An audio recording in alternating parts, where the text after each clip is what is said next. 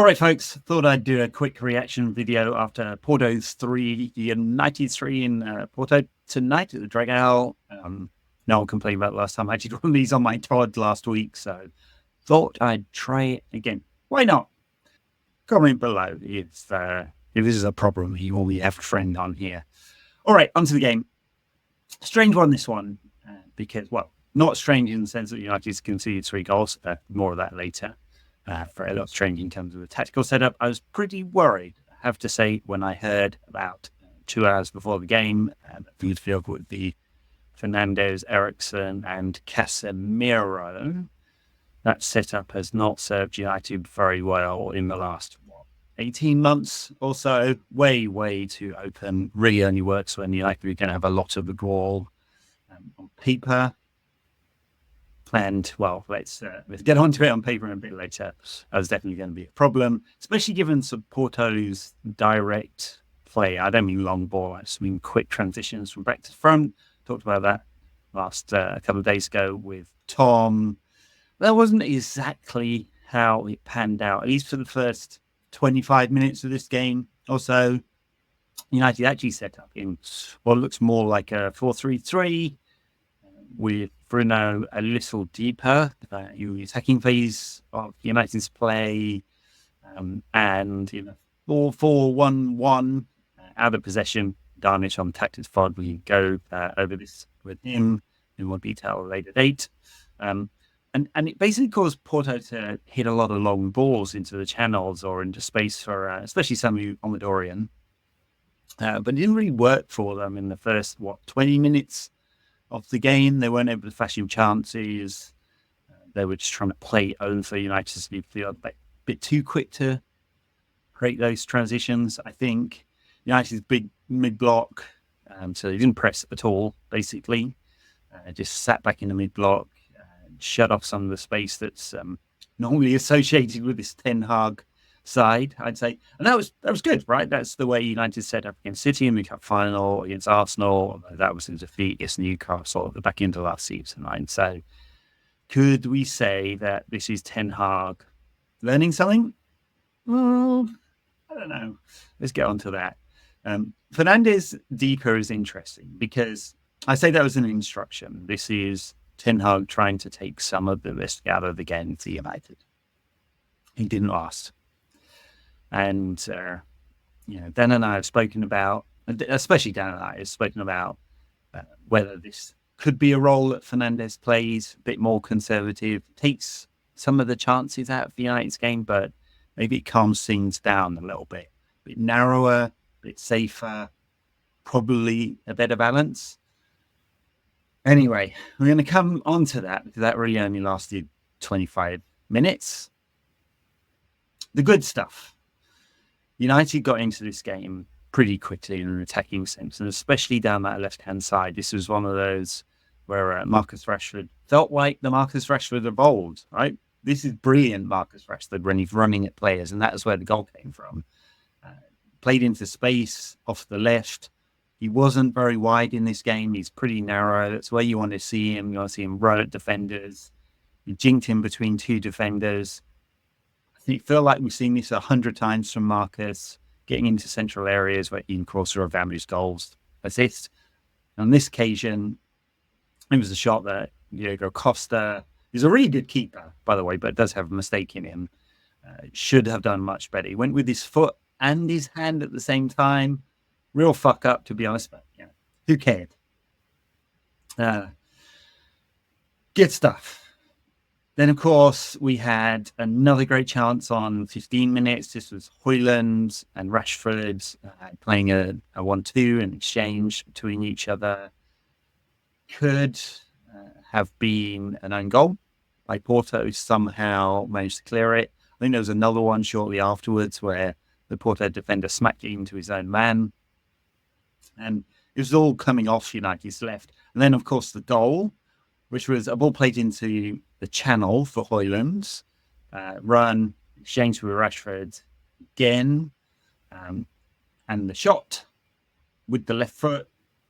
Could Costa have done better? Yeah, he keeps it onto his own, saved it onto his own foot, I think. In other circumstances, that might have been an own goal. Not awesome. Don't know about you guys, but I was not confident that this first 20 minutes was going to be sustained. Not just because United are rarely able to sustain it, but because the shape's an odd one. And in particular, what happened is that Bruno, I guess with a 2-0 lead, started to move out of that 4-3-3 position and move a bit further forward into a traditional 10 that left United exposed. Not sure if that was an instruction or bad luck, but it enabled Porto to move into spaces. And the goal came from a series of crosses. I think there were 3 phases of play. At one point, Mazraoui heads towards his own goal and Arna saves. Brilliant save, but Pepe follows through to score. But I think they put 2 or 3 crosses into the box in that phase. Thought the Licks and especially Dello were really hesitant. Dello didn't try and transfer the ball at all, just got played around. Got to be more decisive. Stop the cross, stop the goal, right? Basics. I played fullback at one point. Not very good, but managed to do that sometimes. And then on, 33 minutes, the bloody inevitable happened. Samu Omidorian, who is a real handful, a really good forward, before they got him on the cheap because of his injury. De Ligt was way too slow, or Omidorian got across his man really quickly. Pick your poison on that one. I think a more proactive defender might get there. Either way, it's a brilliant header. Also, United let Porto have 2 early phases of play once again. I'm sure, haven't seen it yet, but I'm sure that Ten Hag will talk about some of the defensive work after the game. And then I think there was one more chance for United right on half-time. Brilliant run and shot from Rashford. Could have been goal. Could he have passed it earlier?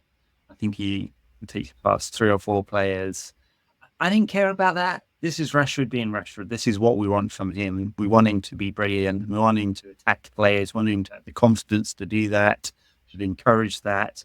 And the crowd, I talked about it on the last pod, when the crowd gets on his back for cutting back and passing and being safe.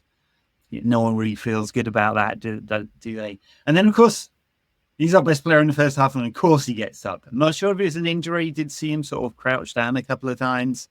I'm assuming it wasn't tactical. If it was, that's fucking mad. But anyway, so halftime, Ten Hag gets in his dressing room and says, "Hey guys, you're too stretched out. We need to get back into our compact shape." Right? No, because there's a chance for more right at the second half. I mean, it was a counter-attack that was just classic of the genre with United and far too easy. Could have scored. Do we not learn anything? Deary me. And it was just kind of a sign of what was about to happen, I think. And it was all about the change in United shed midway through that first half. I mean, you can just trace it back. And because it wasn't fixed after half time, I'm going to say that Ten Hag didn't spot it, didn't know about it, or didn't care. And it wasn't his instruction to stretch the game out, because, of course, that's what he likes doing. He thinks United win when it's chaotic. There's a quote somewhere about insanity doing the same thing over and over again, but I won't overuse that one. Anyway, on 50, it's another ball into the channel. It's a fantastic finish by Omidorian. I think that's 8 in 7 he's got for Porto this season. Hasn't even played every game because he started season injured. It was just too easy for Porto to get from the back. Well, United had the ball to the front, played right through United's midfield. I mean, there was a big donut-shaped hole right in midfield in that goal, if you watch it back. It doesn't matter really how United press, and they didn't lose game, or whether it's set up in the mid-block as they were. It's just way too easy to get through United's lines. I hate whisper it, but look at how Arsenal defend, like with 2-4-4 going from front to back, or 4-4-2. It's very, very hard to play into space, even with creative angles.